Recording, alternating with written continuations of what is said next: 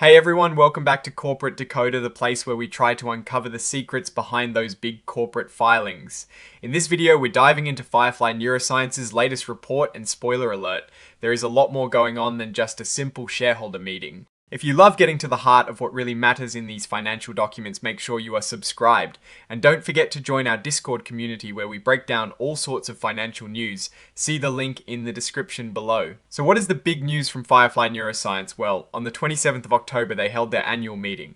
And while that might sound like a routine check, and there were some pretty significant votes that happened and quite a bit of back and forth. Let's get right into what the stockholders were voting on. First up, they were voting to elect 2 directors to their board. Brian Posner and Stella Vinook were up for re-election. Brian got a solid 3.8 million votes in favour, and Stella also got a strong showing with over 3.8 million votes for her. It looks like the shareholders were happy with their leadership and wanted them to continue steering the ship. Then they moved on to approving their accounting firm. Markham Canada LLP was proposed to be their independent auditor for the year. The vote here was overwhelmingly in favour with over 7 million votes for it. That is a pretty clear message that the company and its shareholders trust this firm to keep their financials in check. Now things get a little more interesting with a proposal to amend their 2024 long-term incentive plan. Essentially, they wanted to increase the number of shares available for grants. This means they're planning to give out more stock options and awards to employees and executives.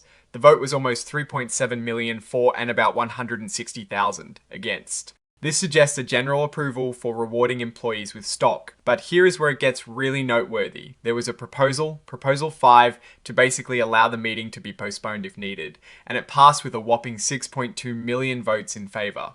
Why would they need this permission? Well, it turns out there was a significant change to another proposal. Proposal 4 was originally about increasing the company's authorized shares from 101 million to a massive 5 billion.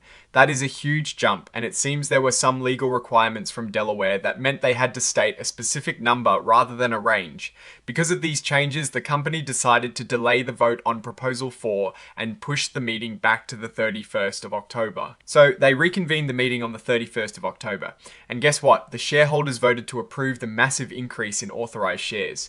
The vote was over 6.1 million in favour. This is a really big deal. A company dramatically increasing its authorized share count often indicates plans for future fundraising or acquisitions. It gives them a lot of flexibility, but it also means potential for significant dilution of existing shareholder value if new shares are issued without corresponding growth. And that about wraps up the significant events from the meeting. The report is signed by Greg Lipschitz, the Chief Executive Officer, on the 31st of October 2025, solidifying these decisions. Now, looking at these results more broadly, Firefly Neuroscience seems to be positioning itself for significant future activity. The massive increase in authorized shares is a strategic move. It could signal aggressive growth plans, perhaps through acquiring other companies or issuing a large amount of stock to fund new research and development. On one hand, this shows ambition and a desire to expand rapidly. On the other hand, it introduces a significant risk of dilution for current shareholders if this doesn't translate into proportional value creation. The overwhelming approval of the director re-elections and the auditor ratification suggest shareholders have confidence in the current leadership and their financial oversight. However, without more context on the specific plans for these newly authorized shares, it is hard to say definitively if this is a smart move or a potential red flag. The key will be how effectively management utilizes this increased capacity.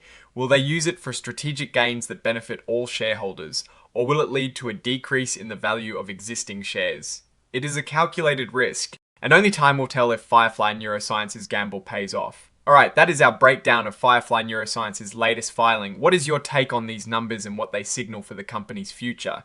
Do you think this massive share increase is a smart move for growth or a cause for concern? Drop your thoughts in the comments below. If this analysis was valuable, hitting that like button really helps us out, and subscribe for more deep dives into the corporate world.